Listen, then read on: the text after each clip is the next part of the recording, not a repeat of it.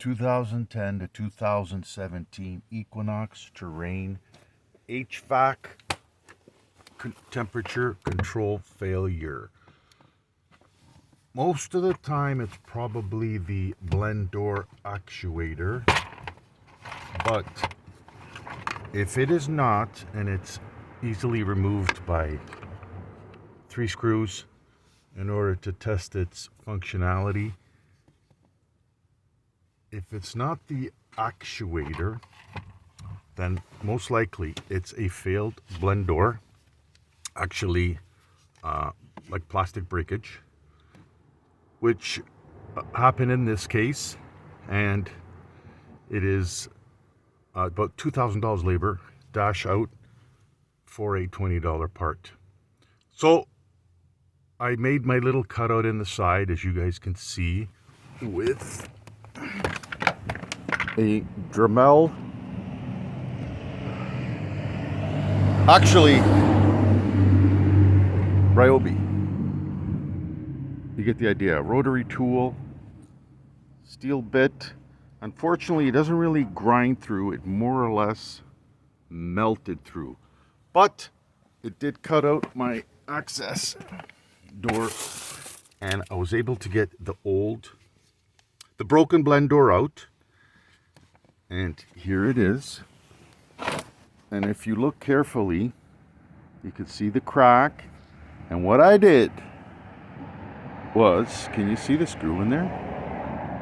You can't see the screw with this picture, but there you go. There's the screw. So all I did was drive in a 3-inch wood screw. Seems pretty stiff. I'm gonna lube up the ends. I already mocked it up, and it worked. And I'm gonna silicone the rubber gaskets here, just so less load on the pivot points, and it seems to be working. So I no idea how long it's gonna last. There's the crack there. You see the crack there. Now I got the light on the camera. A chunk missing there, and you can't really see the screw, but there's a long screw in there. There's the head. Silicone up the sides so there's less load on the pivot points, and no idea how long it's gonna last. It's just something like I didn't even bother wasting $20 on a new blend door because I wasn't sure it was gonna work. So obviously, if it's working well, I'll put another blend door in, not risk this failing again. And as far as the access, this is basically the piece I removed. So the third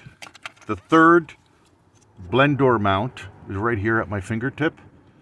Now that's going to line everything up, and either I plastic weld with the soldering iron or JB weld with the epoxy or similar, and that will keep that in place, because these two, I did not touch these two bosses here, and they are the ones that hold the actuator in the proper position.